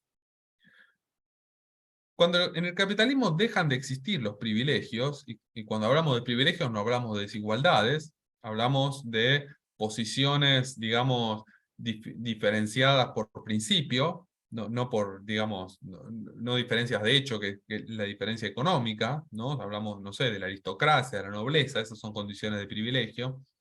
Al dejar de existir estas posiciones de privilegio, también desaparece la promesa de abolir los privilegios. Y esto lo que genera, y es por una vez que no existe la expectativa de abolir el privilegio, tampoco hace falta la delicadeza. Con la igualdad formal del modo de producción, la delicadeza ya no es necesaria, porque las relaciones interpersonales no necesitan mediación. Todos somos formalmente iguales. Así es como explica Adorno que las relaciones interpersonales son menos delicadas en el capitalismo moderno que lo que eran en el capitalismo primigenio. Dice, como ya no necesitamos superar los privilegios en búsqueda de relaciones desinteresadas, sino que el capitalismo ya nos ha convertido en formalmente iguales, ya no necesitamos un trato delicado, podemos dirigirnos unos a otros con más inmediatez. Las personas se utilizan unas a otras para intercambiar y para hacer funcionar a la producción. Esto no requiere de la mediación de objetos que reflejan consideración mutua, ¿no? Como mandarnos cartas o como saludos, sino medios de comunicación inmediatos, ¿no? Intercomunicadores, saludos al paso. Esto está también, creo que no entró en la cita, pero estos son los ejemplos del fragmento, ¿no? Dice, en un capitalismo primigenio, nos vinculábamos unos a otros, como había diferencias de privilegios, la forma de mostrar igualdad, la forma de mostrar desinterés en el trato mutuo, implicaba la mediación de ciertos objetos o de ciertos comportamientos, digamos, objetivizados, podríamos decir. Entonces había saludos elaborados, había cartas, que se mandaban cartas de agradecimiento, estaba más mediada por la cortesía.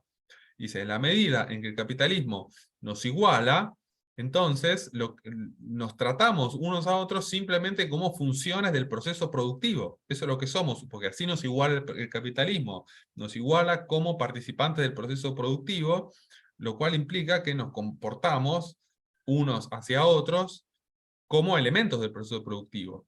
Entonces, la mediación ya no es la mediación de la carta, sino la mediación del intercomunicador, mucho más eficiente, y el saludo más elaborado de antaño pasa a ser el saludo al paso, ¿no? Como en Estados Unidos, que dicen hey y ya está, ¿no? Bueno, hay diferentes niveles, pero Adorno considera que el capitalismo moderno es un capitalismo cada vez menos delicado en las relaciones personales y un capitalismo cada vez más crudo y directo, justamente porque cada vez son menos necesarias las mediaciones en el marco del proceso productivo. Entonces las relaciones personales en el capitalismo tienden a reducirse a la funcionalidad, lo cual no requiere mediación. Bueno, creo que esta es la última. Bueno, esto es, digamos, las costumbres en el capitalismo es lo que para mí captura el espíritu general del texto. Yo elegí algunos fragmentos que son, bueno, ejemplos, para mí son particularmente productivos o particularmente fructíferos para entender la cultura en el capitalismo, que es el tema que atraviesa Mínima Moralia, pero considero que esto refleja algunas tesis más generales, que es lo que me gustaría compartir ahora. El capitalismo nace con la promesa de igualdad, pero ella, es decir, la promesa, termina convirtiéndose en una igualdad puramente formal. Las personas son iguales en tanto que funciones del proceso productivo, independientemente de su individualidad. Esta es la igualdad de la indiferencia, que habíamos visto ya en Dialéctica del Iluminismo, pero en Mínima Moralia tenemos una explicación vinculada al capitalismo. El proceso de producción en el capitalismo eh, hace que nos tratemos unos a otros como iguales, pero como iguales en la indiferencia, como iguales en tanto que funciones de un proceso productivo, no como individuos que somos diferentes unos a otros, unos de otros.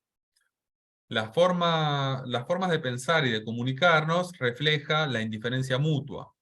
Ya no necesitamos reconocernos como personas particulares, mediadas por lo universal, sino que nos reconocemos como funciones del universal, el proceso de producción. Es decir, nos comunicamos ya no para nos comunicamos ya no para expresar nuestros pensamientos particulares, los pensamientos que nos hacen distintos unos de otros, sino para expresar pensamientos que nos convierte en funciones del universal, que es el proceso productivo.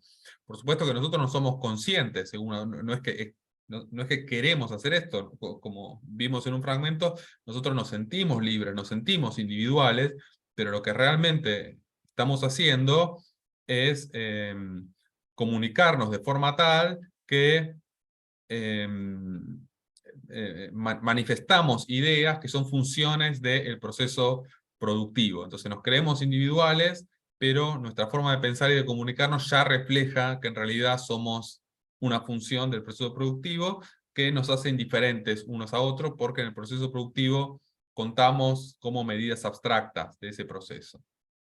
La producción cultural pone a la autodisciplina en función de los instintos. Bueno, esto estaba en la que me salté, la de los intelectuales. La producción cultural pone a la autodisciplina en función de los instintos.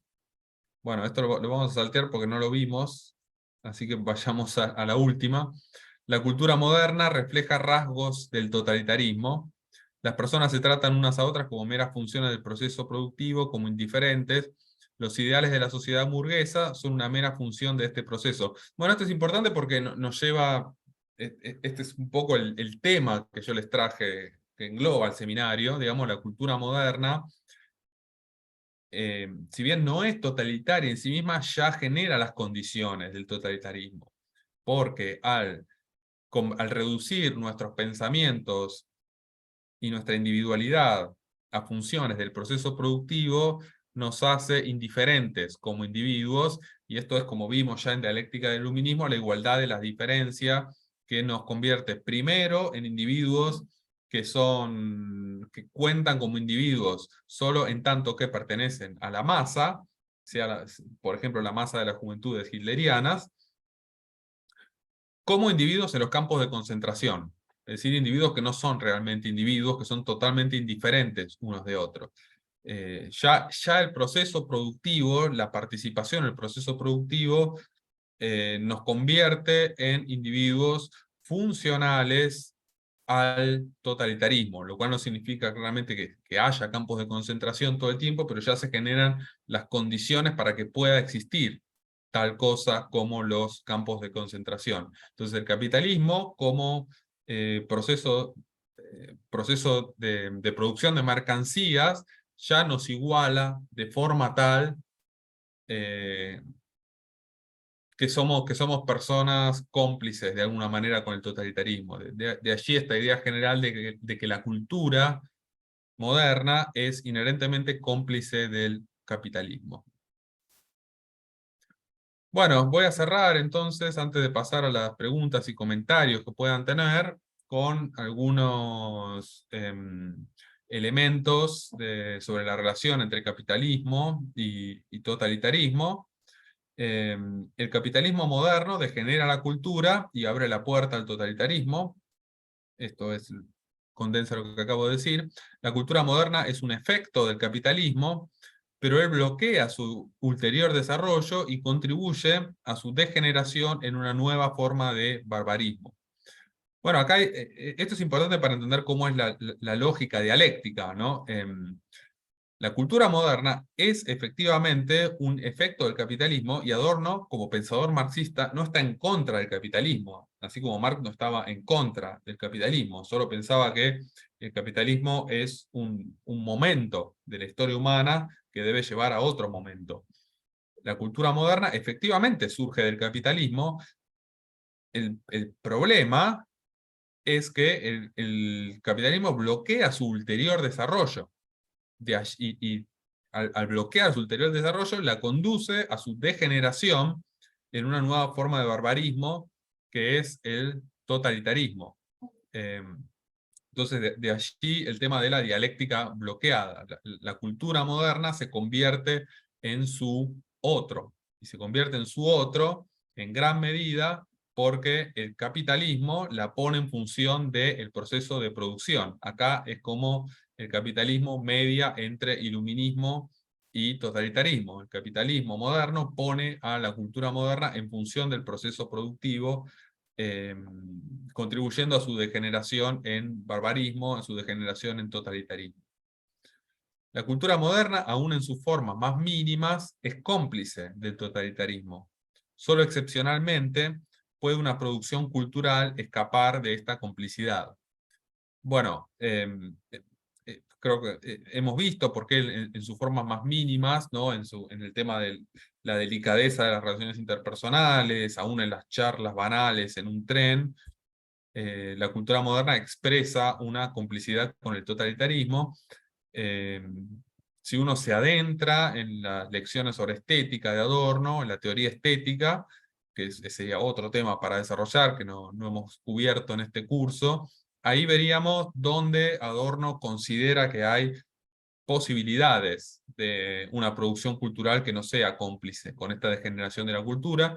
Esto para Adorno es efectivamente posible, ya mencioné repetidamente su simpatía por Schoenberg, pero es extremadamente difícil y es algo muy excepcional. La producción cultural, casi toda, está absorbida por el capitalismo y es por lo tanto cómplice de su propia degeneración.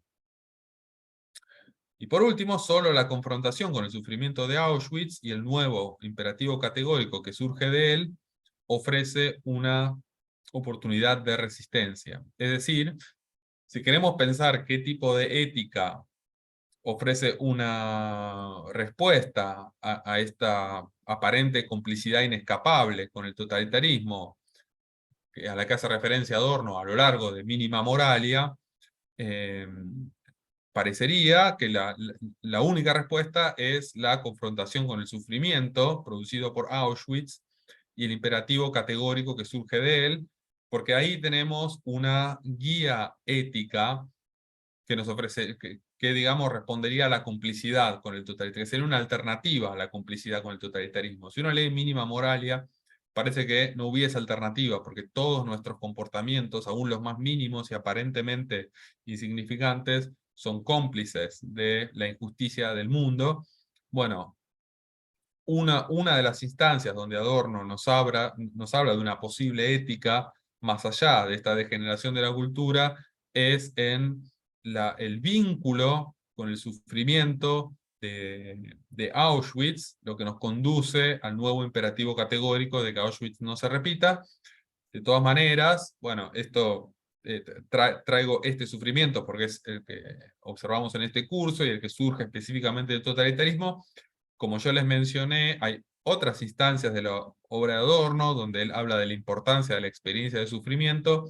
Esto fue, bueno, el tema de esta charla que yo les mencioné de Peter Gordon, y sería otra forma de rastrear una propuesta de alternativa de Adorno a la complicidad de la cultura con el totalitarismo. Bien, bueno, cerramos con eso. Si tienen, ahí tienen mi mail, si quieren, por cierto, si sepan que me pueden, que más allá del tiempo del seminario, si se quedan con dudas o quieren hacer algún comentario, quieren continuar la discusión, yo con mucho gusto les responderé a los mensajes que ustedes me puedan enviar. Así que siéntanse en libertad. Voy a dejar de... Sí.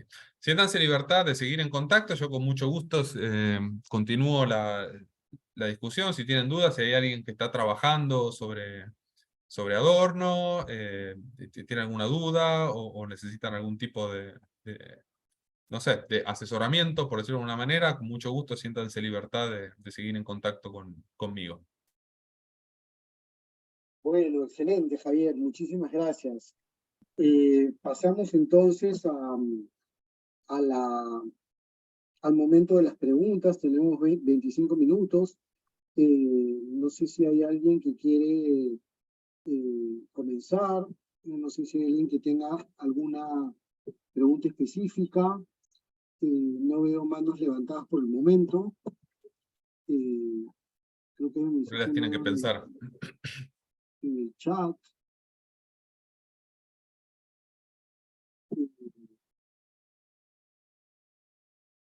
Carlos Miguel Malpica. Buenas noches. ¿Se me logra escuchar? Sí, sí, sí. Buenas noches. Sí, buenas noches. Tengo dos preguntas. La primera pregunta es sobre Adorno y Lukács. Adorno señala que, como bien el expositor ha dicho, que el iluminismo es de alguna manera un causante de lo que sucedió en los campos de concentración, pero algo distinto podría decir Lukács en su libro El asalto a la razón, cuando señala que hay esta divergencia entre razón y racionalismo, y es más bien el irracionalismo, totalmente opuesto a la ilustración, a los ideales de la razón, es quien genera el nazismo y por lo tanto estos campos de concentración. Entonces, ¿cuáles serían las diferencias, los puntos de vista, las contradicciones que podríamos encontrar entre Lukács y Adorno sobre quién es realmente el causante de Auschwitz y los campos de concentración? ¿El iluminismo o el irracionalismo? Y la segunda pregunta es, lo que me pareció bastante interesante es este interés de Adorno por la reconciliación en la filosofía entre lo ideal y la realidad, y en la cultura entre lo material y lo ideal, algo así más o menos según puedo recordar. Entonces, mi pregunta sería, ¿en qué otro tipo de contradicciones Adorno busca o señala esta reconciliación necesaria? ¿No? Si ya hemos visto en el ámbito de la filosofía, en el ámbito de la cultura, en la obra de Adorno, ¿en qué otros aspectos podríamos encontrar esta necesidad de reconciliación? Bueno, esas serían mis dos preguntas. Bueno, gracias por tus preguntas. Ahora empecemos por la segunda pregunta. Sí, la reconciliación, en efecto, es uno de los temas que atraviesan la obra de Adorno, porque es uno de los temas que atraviesan a la dialéctica en general, ¿no? Y yo pienso, habría que pensarlo, o sea, claramente, la respuesta es claramente, como acabas de señalar, la filosofía y la cultura son dos ámbitos de reconciliación o de aspiración a la reconciliación.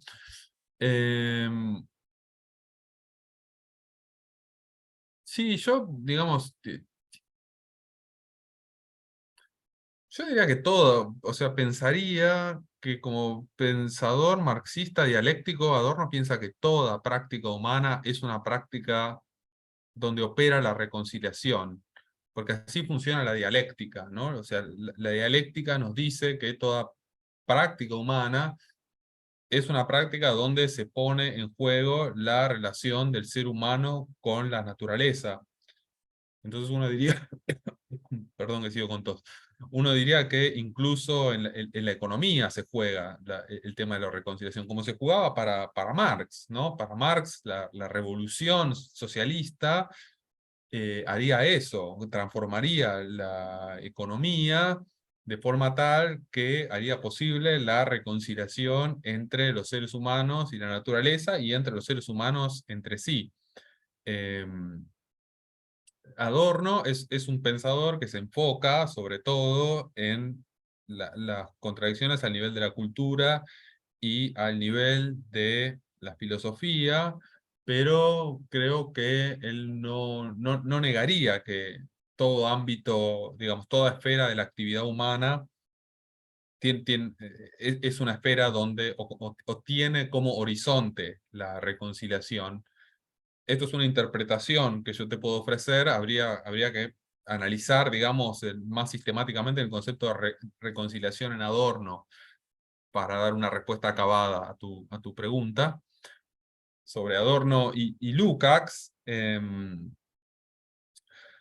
Sí, efectivamente, ahí hay un matiz, hay un matiz diferente entre, no lo tengo tan fresco en la mente el argumento de Lukács como para ser muy tajante en mi respuesta, pero hay un matiz, digamos, Adorno no, si bien lo menciona al pasar en algunos momentos, no insiste en esta relación entre digamos, razón y racionalidad, o razón y racionalismo.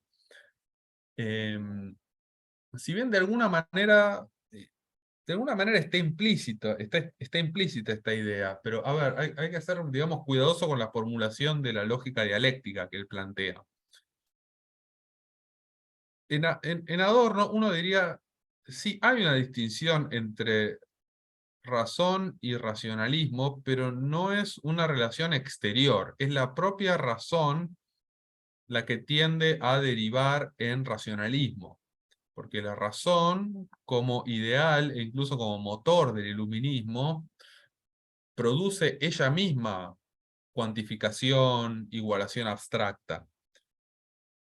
Entonces, digamos, la razón deriva en esta degeneración de ella misma, que es el racionalismo, y no queda claro qué sería una ración depurada de este racionalismo, más allá de la dialéctica negativa propiamente dicha, es decir, más allá de la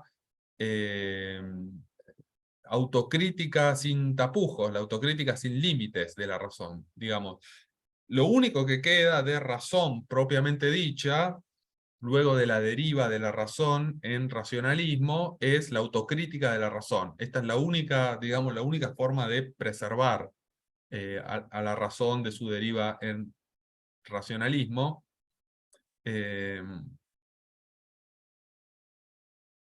Pero Adorno, digamos, no considera que haya un exterior, ¿no? Sea racionalismo, sea irracionalismo. No considera que, digamos, se pueda hacer una distinción de que hay un elemento que salió mal, pero por otro lado está la razón pura, ¿no? Que nos puede rescatar, sea de su degeneración en racionalismo, sea de elementos irracionales. O sea, él considera que lo que hay que analizar es siempre esta estructura de complicidad que nos lleva a la degeneración de la razón. Aquí habría un matiz, considero, distinto de Lukács, que tiende a pensar que permanece un elemento de razón en el mundo moderno que puede ser rescatado y autonomizado de ese elemento degenerado, ¿no? O sea, Adorno, digamos, es más insistente en la dialéctica de la razón, podríamos decir, en la complicidad entre la razón y su opuesto, que la visión que nos ofrece Lukács. Pero bueno, en este caso también considero que habría que hacer un análisis mucho más sistemático para ver los matices, ¿no?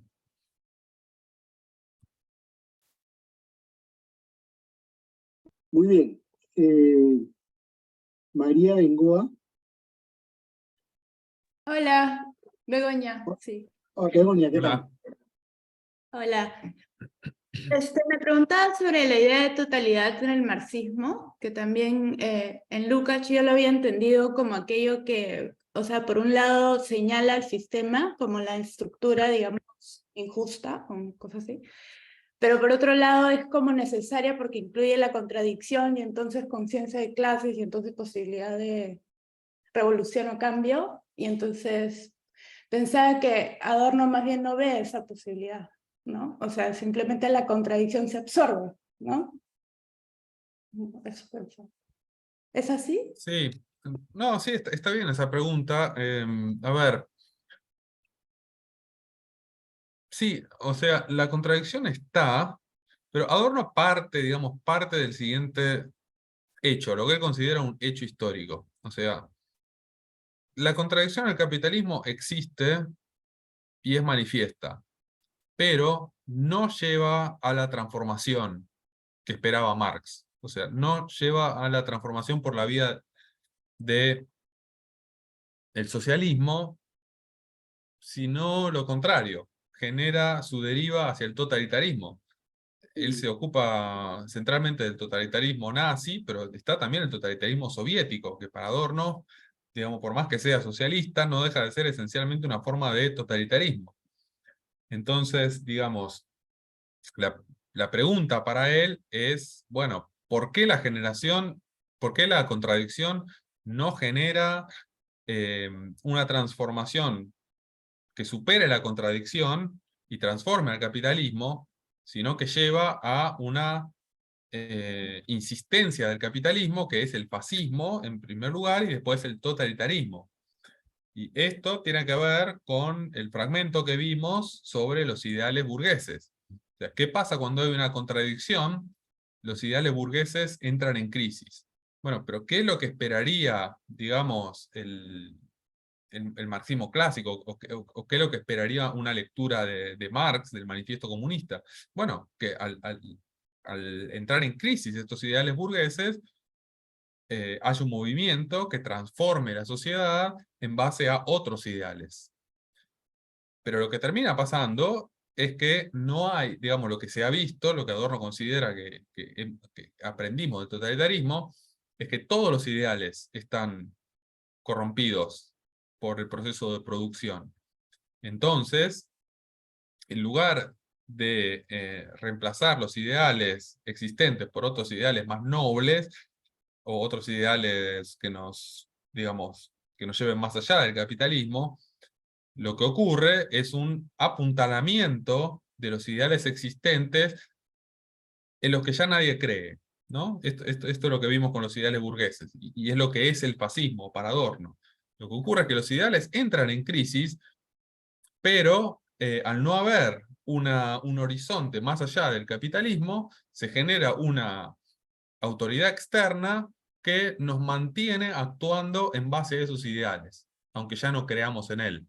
Entonces, lo que resulta de las contradicciones del capitalismo no es una transformación no capitalista, sino un capitalismo donde las creencias tienen un rol secundario, digamos, donde la ideología es más cruda, podríamos decir, ¿no? Donde la autoridad directa o la imposición directa de ciertos comportamientos y de ciertas ideas tiene un rol más preponderante que la verdadera convicción. O sea, somos los individuos en el capitalismo moderno, somos individuos menos convencidos y con menos necesidad de convencimiento y más propensos a actuar en base a ideales en los que no creemos, alinear nuestros comportamientos en base a ciertos ideales, porque son los ideales que hay, pero no porque verdaderamente creamos en ellos. Entonces es una forma de lidiar con la contradicción que, lejos de llevarnos más allá del capitalismo, lo afianzan e insisten en él, ¿no? Muy bien. Me parece que no hay nadie más. Ah, sí. María, ¿quieres replicar? Una repregunta. Perdón, una última cosita si se puede. Sí, claro. Es que justo estaba yo revisando un artículo de McNally que justo explica cómo la dialéctica de Hegel para él es justo lo contrario a lo que Adorno, digamos, está diciendo, como que supera esta manera fragmentaria que tiene la ciencia, ¿no? La manera racional de entender la realidad, porque es orgánico, emula al ser humano, al orgánico. Entonces, en ese sentido podía abrazar lo diverso, decía McNally. Pero Adorno dice que Hegel más bien en la dialéctica también está inmerso, no puede salir, digamos. Incluso Adorno no podría salir, digamos, ¿no? Sí, a ver, hay que tener ciertas precauciones acá. Adorno no es que considera que la dialéctica de Hegel es un fracaso absoluto, digamos. Adorno considera que la dialéctica es el método, digamos, filosófico por excelencia y el único disponible si vamos a tratar de mantener vivas las promesas del iluminismo, las promesas de conocimiento del mundo y de comportamiento ético.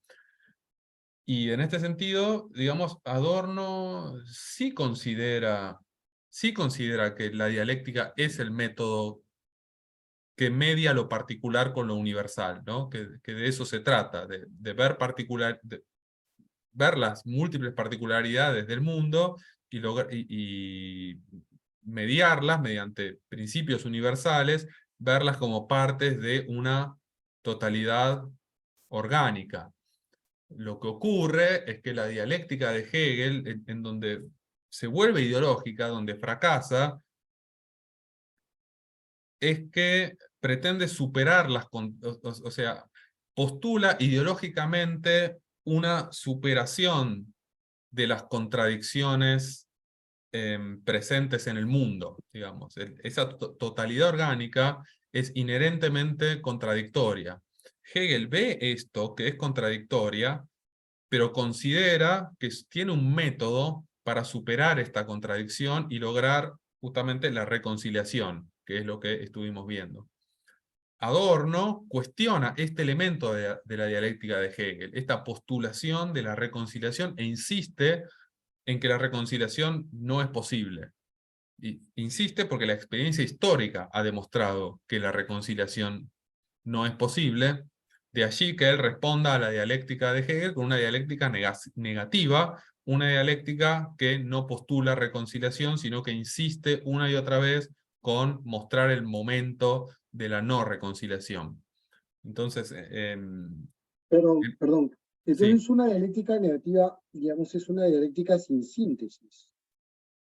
Sí, es otra forma de decirlo. Sí, la síntesis es una de las formas de la reconciliación, ¿no? Es la mediación entre los dos opuestos. Y la dialéctica de Hegel todo el tiempo postula momentos de reconciliación o de síntesis. Ve los opuestos, o sea, Hegel ve la contradicción, y esto es lo que mueve la dialéctica, pero postula una y otra vez el momento de síntesis o de reconciliación, y esto es este elemento el que Adorno considera, bueno, que es falso, que es ideológico, pero no rechaza, digamos, en respuesta a la pregunta anterior, no considera que la dialéctica de Hegel no consiga digamos, cometido de mediar entre lo particular y lo universal, digamos, absorbiendo lo particular o mediando lo particular dentro de una totalidad armónica, orgánica. Muy bien. A ver, habían dos preguntas, pero ahora creo que solo hay una. Y si no hay más, con esa terminamos porque estamos con la hora. O bueno, está Álvaro Vidal y Juan Pablo Quintero. Por favor, les pido precisión y brevedad. Álvaro.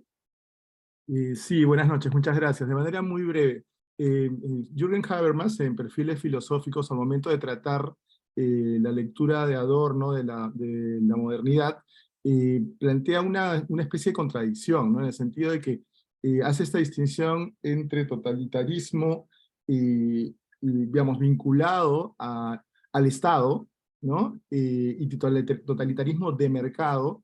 Sin embargo, esta distinción que utiliza Habermas, ¿no? Entre lo que sería el campo de la vida al cual pertenece la cultura, puede estar en los totalitarismos gobernado por la administración estatal o gobernado por el mercado. Sin embargo, plantea esta contradicción en la modernidad como una contradicción de la subjetividad burguesa, y no necesariamente como de la subjetividad moderna.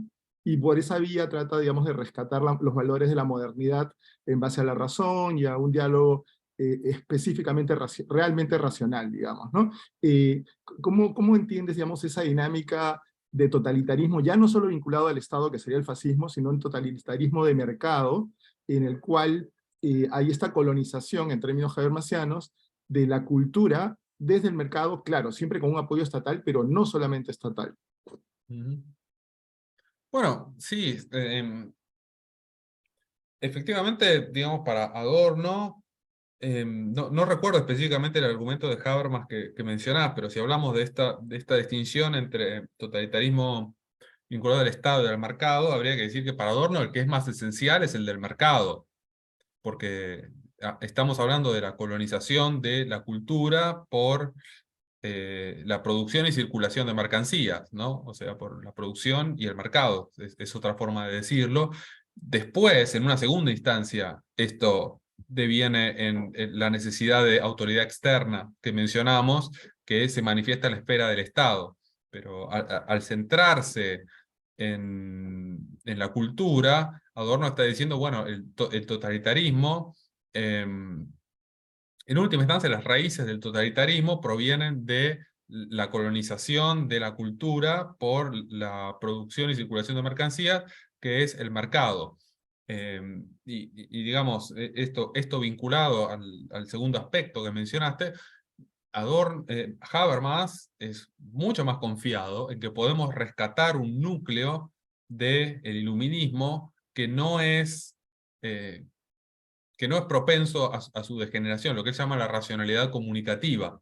Dice, esta forma de racionalidad, que es el verdadero fundamento de la razón, es diferente a la razón instrumental, que es la que es en realidad cómplice del totalitarismo, y esto es lo que Horkheimer y Adorno no vieron, que esta otra racionalidad es una racionalidad no propensa al totalitarismo, pero Adorno claramente no piensa eso. Él piensa que la razón como tal es, al haber sido colonizada justamente por el mercado, por la producción y circulación de mercancías, ha sido totalmente colonizada, es totalmente funcional al capitalismo y es por lo tanto inherentemente cómplice del totalitarismo. De allí que él considere que es solo la autocrítica de la razón, la única vía para resistir esta complicidad es la autocrítica de la razón, no un nuevo fundamento de la razón. Esta es la diferencia clave con Habermas. Habermas postula un nuevo tipo de razón.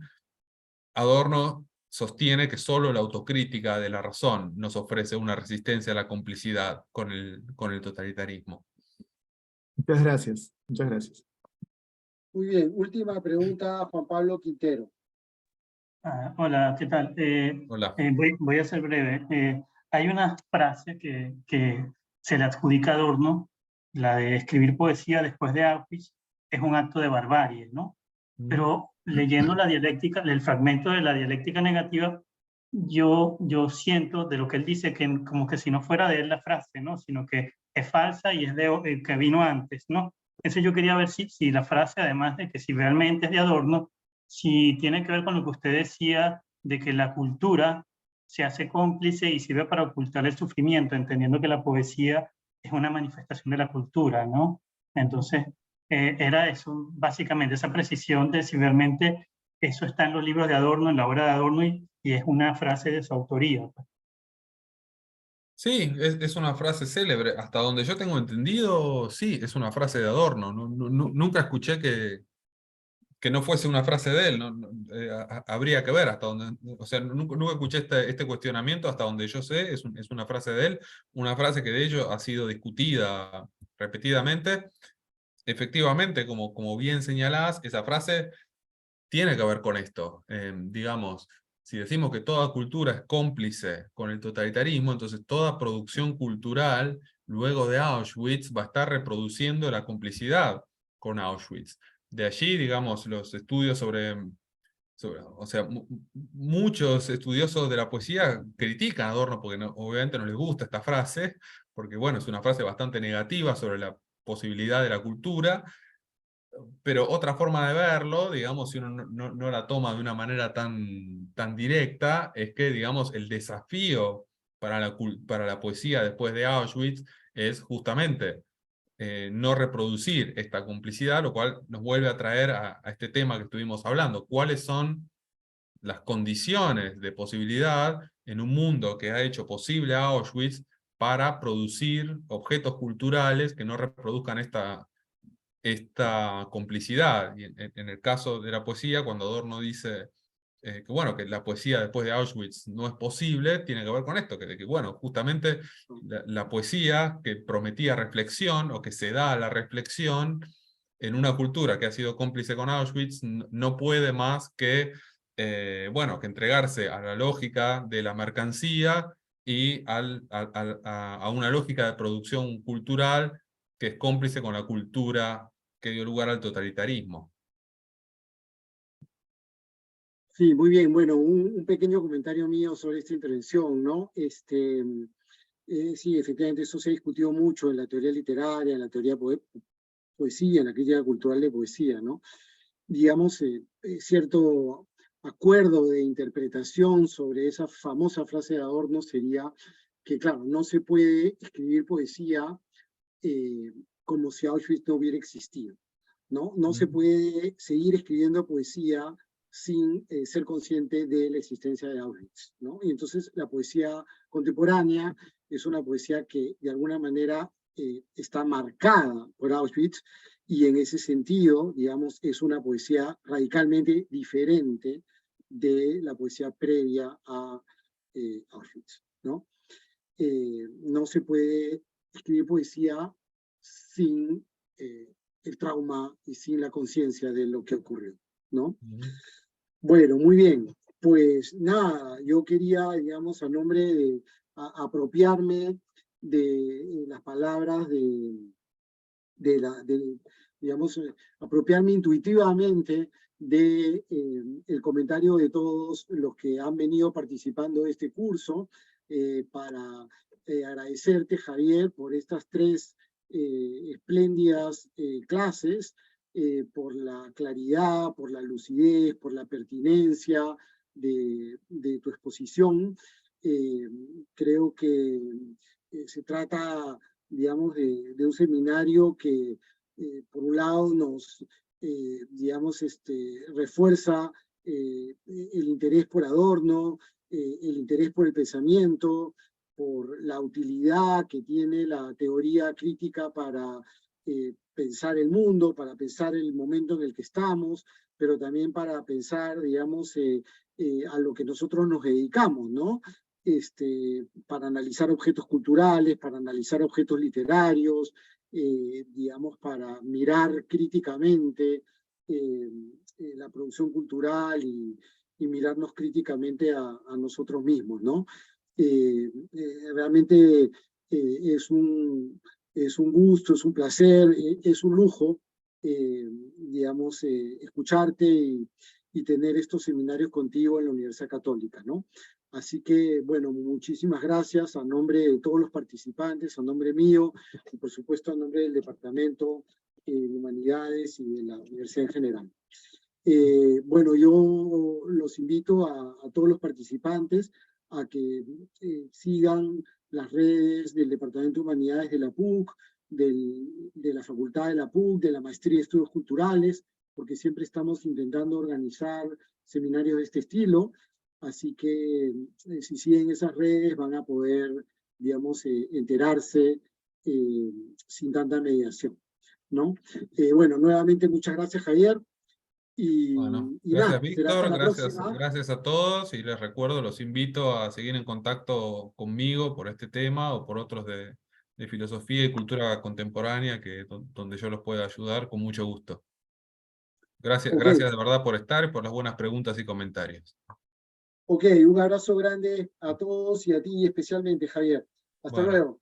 Hasta pronto, hasta pronto. hasta pronto. Gracias. Chao a todos. Gracias a todos. Gracias.